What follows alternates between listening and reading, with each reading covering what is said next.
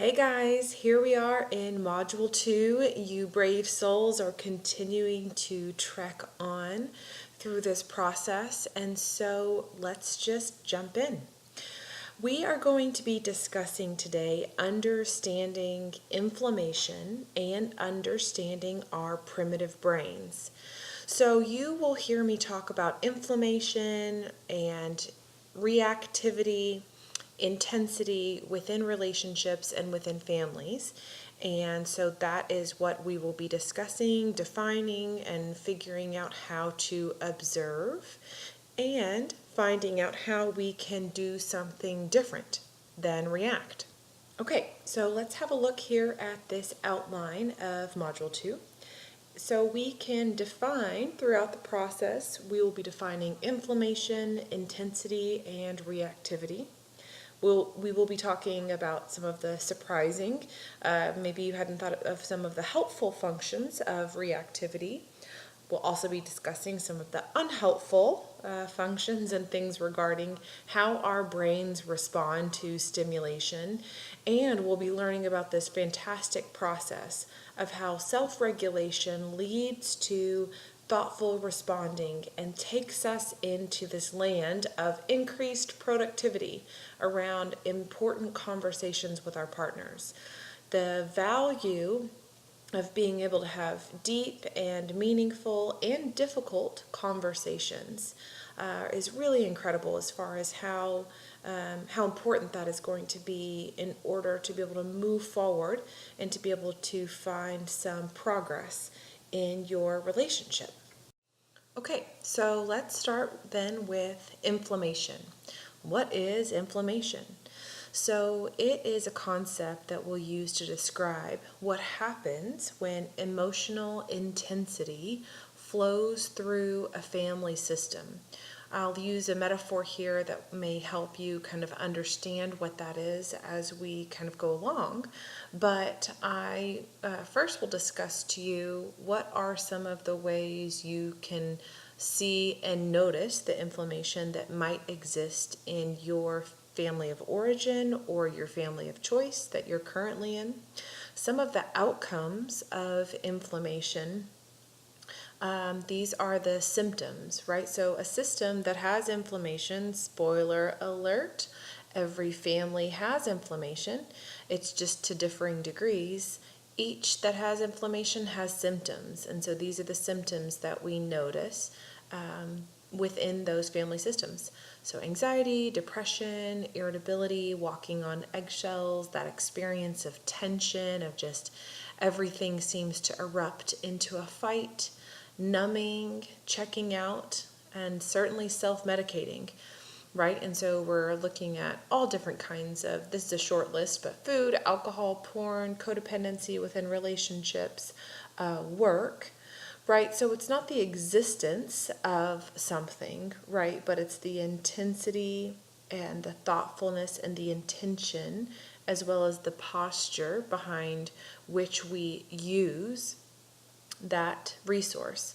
And so if we're kind of impulsively jumping to the use of any of these food, alcohol, porn, codependency, work, fill in the blank, then we know that it's from a self-medicating posture versus what we'll talk about later, which is another thing, and that's self-soothing. We'll talk about the delineation as we go through that. Right, and so we can see that these within family systems that have inflammation in them, we have all of these different outcomes. And what we're looking for instead of these symptoms, we want to see a reduction in them. Here's a life goal, looking for balanced health for your emotional wellness immune system. Right, so we'll transition into talking about what an emotional immune system is after I discuss that the fact that too much or too little of anything can be problematic, even if it's a good thing, right? And so what we're talking about now is the inflammatory response within emotions. And so, right, if we have an underactive or an overactive emotional immune response, then we can end up having some challenges. Just like in a lot of areas, we're going to be looking for this middle road goal. So let me describe to you what an emotional immune system is. So I'm going to start by discussing with you what this metaphor, right, of using your physical healthy inflammatory response, your physical immune system, and how that relates to your emotional immune system. Let me just set as a caveat that I am not a medical professional, and so please do forgive any snafus as I describe this. The idea is to help you understand what your emotional inflammatory response is and how to get it better in check. Right, so like with our body, we want our body to respond to threats appropriately. We don't want to have an overactive or an underactive immune response, right? Too much or too little response are both unhelpful. We're wanting the physical immune response to kick the lethal things out, right? But to maybe leave in some challenging things that make us grow, right? To kind of fight a virus and grow stronger through that. And we're wanting for our body to recognize what is us and to let it alone. You think about maybe a kidney transplant. We don't want the body to attack it as something foreign if it's a good and helpful thing that's going to become part of us. Right? And so this is the same thing with the emotional immune system. We have overreactive and we have underreactive. Right? With overreactive, we may have some emotional swelling or high sensitivity, which then can lead to lead to intensity. Right? And so an overreactive or underreactive emotional immune system is basically not quite tracking objectively what is and what is not a true threat. Right? So an example here is that when our partner does something that's irritating to us and we have a huge emotional rage response, what we know is that our emotional immune system is having an overreaction. When our partner uses names or is disrespectful with their words or to our body and we don't have any emotional response, or having an underreactive emotional immune response, right? And so the goal is middle road, to have a healthy set of boundaries, a healthy understanding of how we expect to be treated, as well as an ability to not take things personal, an ability to kind of let things roll off sometimes. So, right, we're looking for middle road here. So let's talk about intensity so that we can kind of understand some of the ways inflammation gets expressed in our relationships. Intensity is when our primitive brain feels threatened and the reaction shows up in the emotional energy of our family, right? It's the expression of the inflammation. And the reason for it is that at base, we are all animals. And so we respond according to survival mechanisms. And so our brain kind of feels like it's lighting on fire, feels like it's trying to save our lives, even when it's just been a slight emotional challenge. Maybe our partner is mildly uncomfortable, or our child is mildly struggling, and we have a huge emotional response, right? So that's what we'll be discussing as that expression of the inflammation, and we'll be calling it intensity, we'll be calling it reactivity. Let's talk about then what are some of the things that trigger it. You know, one of the reasons it's so important to even ask that question, what triggers it, is so that we can feel more in control of that automatic reaction and turn it into more of a thoughtful response. That's kind of the whole goal, is to be able to be more in control of it. So as we discuss this, I'll bring up this word stimulation. So this, you'll hear me say this word so often. It is my goal to be able to describe to you all sources of input that kind of stir our brain up. It can be all kinds of things. Your partner not meeting your expectation, your partner parenting differently than you, feeling hurt, rejected, disrespected, misunderstood, which then often turns to rage, noise from children and demands from them. One of my big pieces of stimulation is when I'm getting ready to go to work and I've got my work clothes on, which is different than my home clothes, and my little one comes up to say goodbye and wipes peanut butter on my dress pants. I am just telling you, my brain just wants to explode.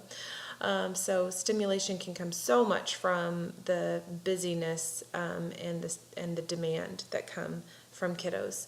Stress at work, right? Whether that's just being in a stressful work environment or demands that either are real or exaggerated that you experience there, as well as just any internal rather external or environmental input. Anything that kind of gets your brain stirred up and is an input of energy, then you can go ahead and categorize it as stimulation. So we know that that is a huge source of what triggers our intensity and our reactivity. So you might be wondering, after all this conversation, okay, why does this matter? Well, I'm going to use one of the dirty words that I said we should stay away from, and it's we. But this is why. I want to say this, that we all want wide margins. And that tends to just be a universal thing, that people tend to want more flexibility, more resiliency, more adaptability to deal with the challenges and disappointments and unexpected things, the uncertainty that happens in life. And lower inflammation gives us space for that higher resiliency, flexibility, and adaptability. Right? So when a family has lower level of inflammation, stimulation and stress just don't derail it as fast. Right? Versus when there's a higher level of inflammation, then it doesn't take much stimulation to create a blow up, right? And overflow into intensity and reactivity. Versus when inflammation is being managed well via self-regulation and things that we'll be talking about, wider margins end up being available to help deal with stress and difficulty, disappointment, and then yes, that big old category of stimulation. So this is why this conversation is so important. When we're able to roll with life, then the intensity and reactivity are just so greatly reduced, right? Then so we have a great reduction in those symptoms that we talked about earlier. Now I am going to switch into this basic concept that comes from the theory that I coach and counsel from, which is natural family systems. And I'm going to be talking about 4 patterns. So first I'm going to be talking about acute anxiety, and then I'll be talking about chronic anxiety. These ideas are, you've probably heard of them before. The way that I apply them in relationships is profoundly impactful. It takes a little bit of time to get used to the verbiage, so we'll just take it slow here, right? So at essence, we have the brains of animals, right? So we respond to stress just like animals. And this is a fantastic thing because it's kept us alive, right? It kept our ancestors alive, which means we've had a chance to live, which has been amazing. But then there are ways that our brains end up responding as if our lives are being threatened. And so we have these really big reactions. So we'll talk first about the acute anxiety responses. Okay, so when I say anxiety, let me also tell you, I'm also just meaning emotional intensity. Maybe not the same kind of nervous Nancy or being worried that you may think of around anxiety, right? But these are the 4 patterns. There are 4 different ways that animals and humans respond to acute anxiety. Those are fight, flight, freeze, and triangle. So fight makes sense, right? You put your dukes up. Flight, you bolt, get out of there. Freeze is when you go into the fetal position and you might make yourself as small as possible. You're basically trying to convince the predator that you're not a threat, right? That's freeze. And then triangle. So if I'm sitting there and I've got a buddy sitting beside me and a tiger bursts into the room, I may kind of scan my options and think, hey, they seem pretty scrappy. How about I'll let them handle it? Right? So triangle is when you outsource your anxiety through someone else, letting them manage something that belongs to you, or kind of pushing your emotional intensity through them and thereby avoiding the problem. So that's triangle. Okay, so fight, flight, freeze, and triangle. And like I mentioned, that there are benefits to these. It's kept us alive, we've stayed safe, but now we have the challenges of dealing with the chronic nature of our brains getting activated due to stress, which is what I'm going to start discussing in a moment. And the thing that we can learn from the fact that we have the brains of animals is that animals deal with acute anxiety in a very interesting way. I'm going to describe this thing called the stress shake. Okay, so say there's a gazelle roaming around and a lion begins to chase it, and somehow the gazelle evades being captured. When it goes to the watering hole next time, that gazelle does not have trauma thinking about what if the lion comes back. In fact, because the gazelle does this very specific thing after it's been in a stressful situation, it's able to rid itself of having any long-term symptoms from stress. After it's been in a traumatic or in a distressing rather situation, it'll go under a grove of trees and it'll shake its whole body out. And it'll shake and shake and shake and it'll tremble and tremor. And then after it's released all of that excess energy, then it moves on with its day. It has dispersed all of that adrenaline and all of that stress hormone, cortisol, out of its body through that stress shake. And so we are going to take a little lesson from gazelles as we go into the rest of this program. But first we need to recognize that we don't in our culture have many opportunities to do a stress shake. And so we end up holding on to a lot of stress that needed to be dispersed before it started to cause symptoms, right? And so we don't have a lot of those options, and so we end up having some chronic ways that we end up dealing with anxiety.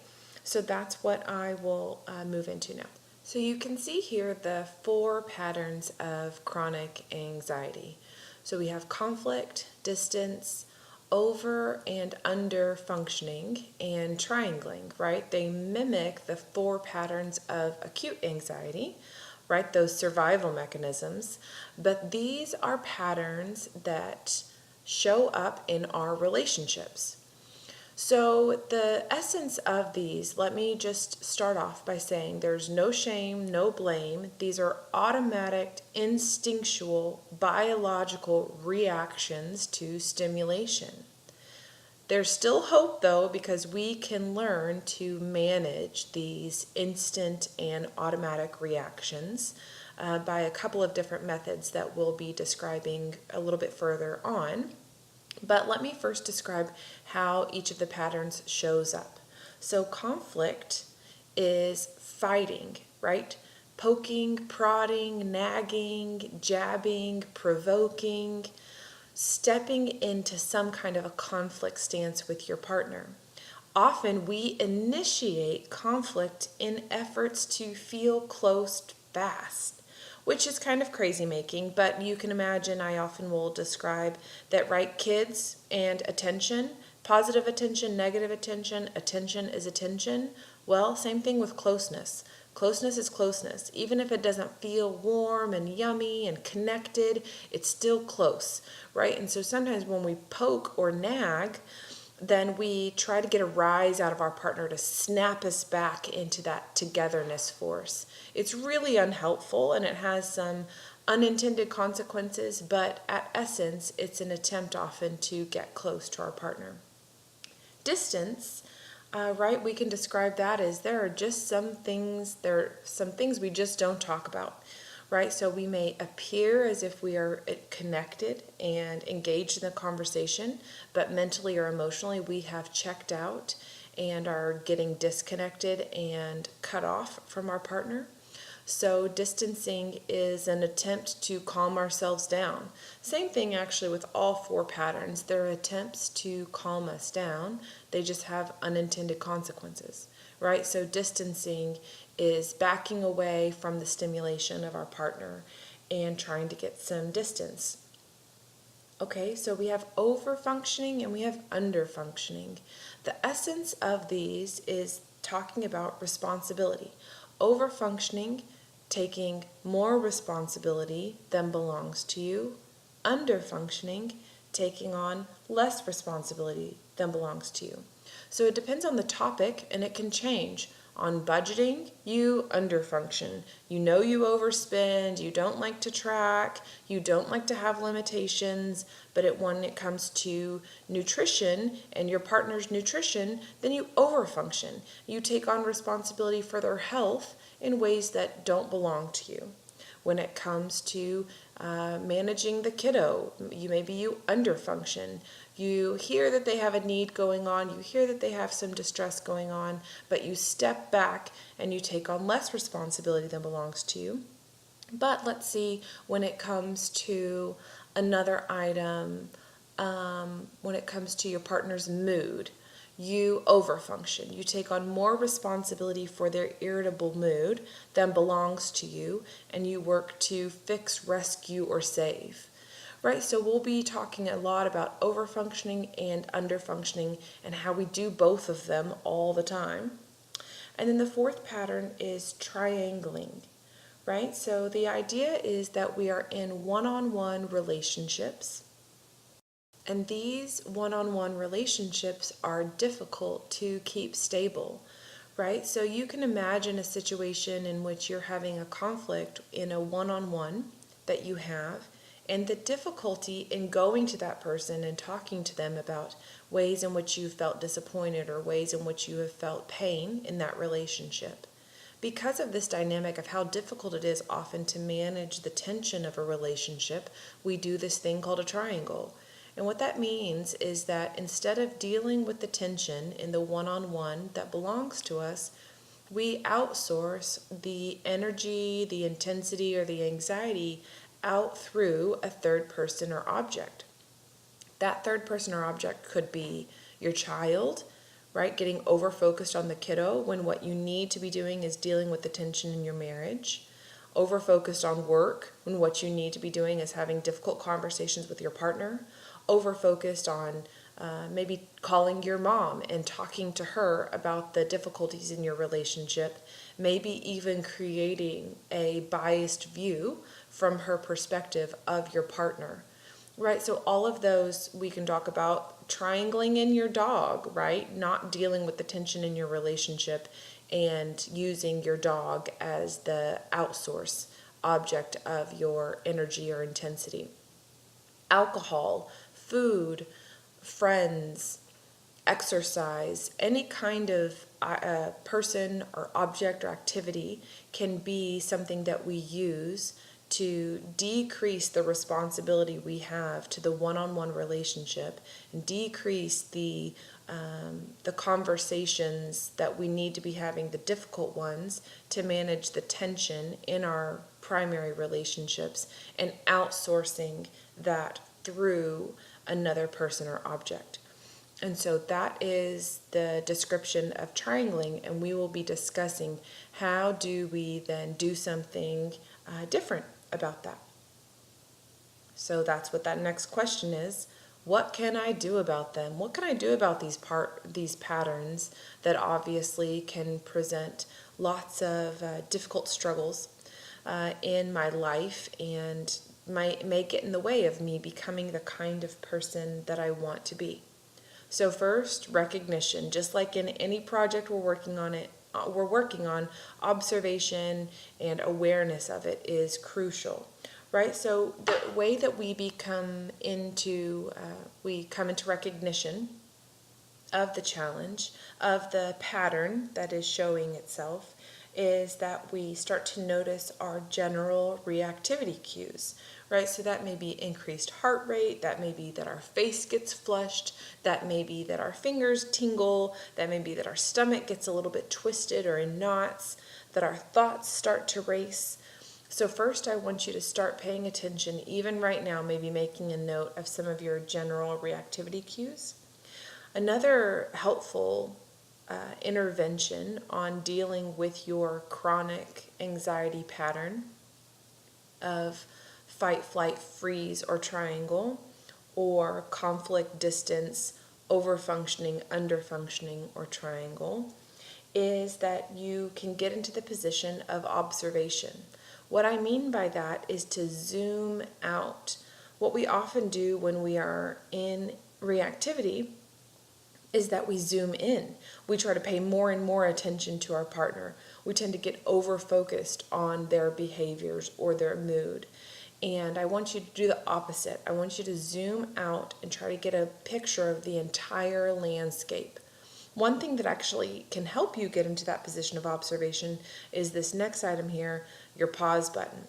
So one of the things that can be really important is an agreement between partners that pause buttons are helpful and allowing permission for your partner to use their pause button when they need it, as well as giving your own self permission to use your pause button when you need it.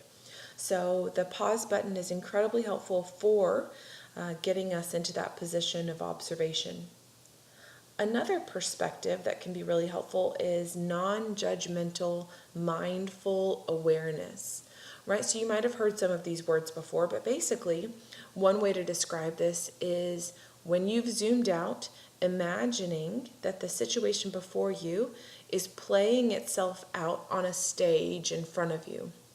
So you've zoomed out and you've gotten into a position of non-judgmental, non-critical awareness. So that just means that you're watching a situation unfold and you're not evaluating it as a good thing or as a bad thing. You're not interpreting the behavior of your partner as something that's a personal attack on your character.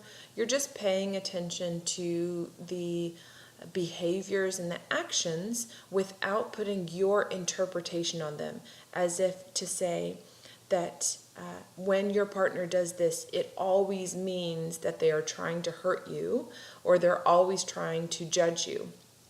The goal instead is just to pay attention to the activities without putting your interpretation on them.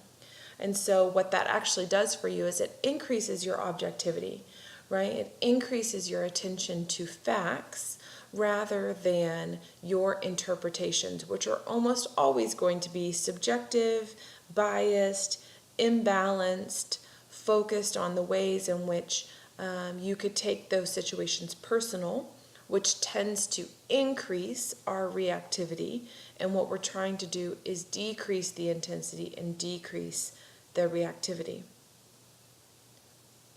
Within this description of what can I do about it, we can really focus on self-soothing. So, right, we've been talking a lot about self-regulation. You've got your list that you're working to expand on. I want you to be paying attention to the use of preventative self-care.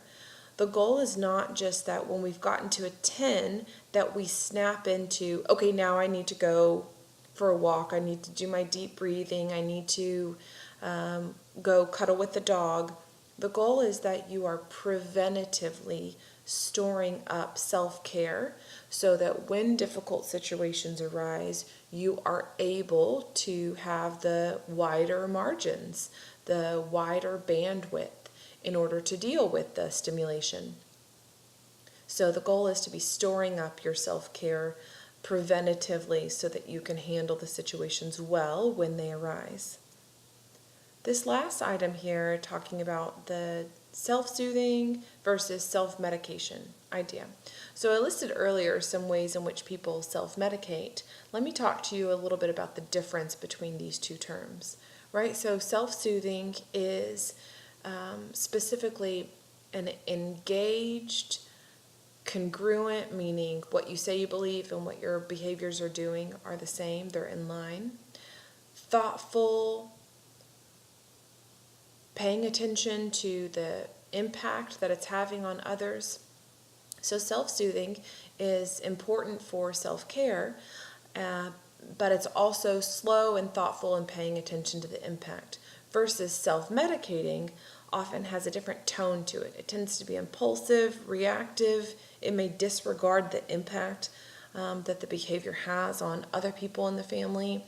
It often will violate your own values. That's an important component to be paying attention to. And often the posture is just to numb, just to check out, just to stop the influx of input and stimulation and numb. And so you can see how the tone and the energy around self-soothing versus self-medicating can be pretty different here. So over the time that we'll be working together, I will be continuing to drop in additional resources. But if I could talk about perhaps the most important resource, you always have access to it. It's extremely effective. It's helpful in reducing reactivity and intensity. It's helpful in storing up that preventative self-care, and that's breathing. So let's talk a little bit about this particular breathing technique that was discovered or maybe discussed by Dr. Andrew Weil. And he describes it, this is incredible, as a natural tranquilizer for your nervous system. And so if there's something that we need in today's society, it would probably be this. And so it's called 4-7-8 breathing. And the idea is that you breathe in for 4, you hold your breath for 7, and then you breathe out for 8. Right, so the way that this goes is that you whoosh all the air out of your mouth with an open mouth. You then close your mouth and inhale quietly through your nose for the count of 4. You then hold your breath for a count of 7. And then you exhale completely all the air out of your lungs through your mouth, making another whoosh sound for a count of 8. And so I will tell you that this process, well, one, it's extremely helpful for falling asleep if you ever have difficulty with that. It's extremely helpful for calming yourself down when when your brain has gotten agitated. I will tell you it might make you a little bit lightheaded, and so sitting down or lying down is a very helpful posture from which to do this breathing, especially as you're getting used to it. And so we are going to practice it a little bit together. I'm actually going to add on another component so that this will actually also be diaphragmatic breathing, right? And so all that means is deep belly breathing. I want you to be using your big muscle, your diaphragm, to breathe rather than the little muscles in your upper chest and shoulders to be breathing, which is can be a contributing factor to stress headaches and to neck tension and to shoulder pain. And so the way that we know that our diaphragm is getting engaged is that our belly is getting nice and big, which is uncommon in American culture. We like to keep our bellies flat, but I want you to release your belly and release your belly muscles so that we can know that your diaphragm is getting nice and engaged. And so for this practice, I want you to go ahead and do it with me right now. I'll guide you through it, a sequence, so we can get a little bit of that preventative self-care going even right now. So first I want you to sit comfortably. You can either sit cross-legged or if you're sitting in a chair, uncross your legs and put your feet flat on the ground.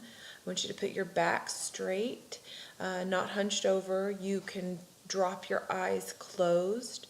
I want you to just start to scan your body, and I want you to drop your shoulders. If they're kind of up by your ears, I want you to drop those and just begin to relax your body. And then I want you to be following my count for 4 breaths.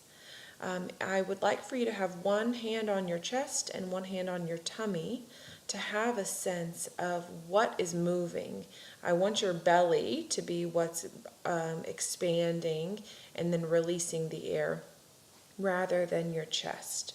Okay, with your eyes closed, we're going to breathe out all your air with a big whoosh out through your mouth. And then I want you to breathe in 1, 2, 3, 4. Hold 2, 3, 4, 5, 6, 7, and then whoosh all the breath out of your mouth through a count of 2, 3, 4, 5, 6, 7, 8. In 1, 2, 3, 4. Hold 2, 3, 4, 5, 6, 7. Out 2, 3, 4, 5, 6, 7, 8. In 1, 2, 3, 4. Hold 2, 3, 4, 5, 6, 7. Whoosh 2, 3, 4, 5, 6, 7, 8. Last breath in 1, 2, 3, 4. Hold 2, 3, 4, 5, 6, 7. Out 2, 3, 4, 5, 6, 7, 8. Okay, so thank you for participating in that, and I want you to just be paying attention to how your body feels after even just 4 breaths, intentionally, slowly with this 4-7-8 method, and I want you to commit to using it a couple of different times a day. In the homework, I'll show you what I want you to be committing to as far as that goes. Right, so we've talked about the secret sauce, we've talked about the secret ingredient, and now we're talking about inside the secret ingredient of self-regulation. What is that made up of? You can see here how it's made up of all of these different components. Thoughtful responding as an alternative to intensity and reactivity. We talk about those 4 patterns of chronic anxiety. Those are reactivity. And juxtaposed to that, we have thoughtful responding. What makes us capable of thoughtful responding, going slow and thinking through on purpose, making a choice of how we'll respond? An essential component of that is our own maturity. Just because we're adults does not mean we are mature. And so sometimes our mood and our perspective on things can have us responding in quite immature ways. And one of the things that we can be paying attention to is how can I upregulate? How can I turn up my maturity in situations? As well as how can I get better at creating self-limitations. Self-limits, right? We also describe them as boundaries. Often people think about putting boundaries on other people, but in this program we're talking about how can I reflect what the limitations of my own self are. What am I capable of and willing to tolerate, and how can I communicate these self-limitations with vulnerability, with clarity, and with love, right? I'm not telling someone that they're doing something wrong. It's just I'm reflecting on the things that I'm not really capable of managing. That's how self-limits are expressed, and that's the posture from which they come. We often need to use a lot of compassion when we're working on self-regulation, and that's both self-compassion as well as compassion for others. How do we pay attention and notice things from a compassionate perspective, as well as a deep responsibility for our own lives and a deep responsibility to our own values.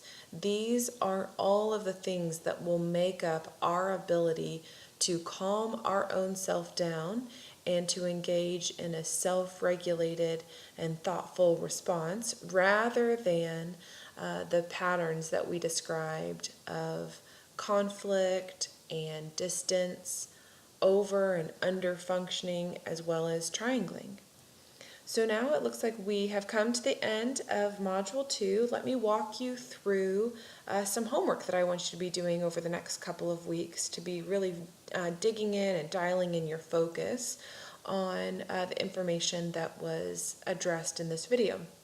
So at the beginning, you'll notice again of your homework, I'm going to have you list another 4 self-regulation behaviors that you are considering engaging in and you will commit to engaging in. This is going to be kind of an ongoing process to update and try new regulation behaviors, self-regulation behaviors. And then the next item is going to be observe and then reduce your reactivity. The exercise is to notice when your emotional intensity number is above a 3, right? So 1 is low, 10 is high, and I want you to be tracking. 1 is kind of almost asleep, 2 is a little bit is aware and impacted, and 3 is when you may really start to notice, just a little bit of increase in your heart rate or a little bit of mood, irritability. I want you to start noticing when your emotional intensity number is above a 3, and then I want you to take note of the trigger that might have occurred recently that might have triggered that increase in reactivity. This is how we're going to get into that position of observation, right? So I want you to note 3 of those reactivity triggers. The next item is to pay attention to the 4 patterns of chronic anxiety.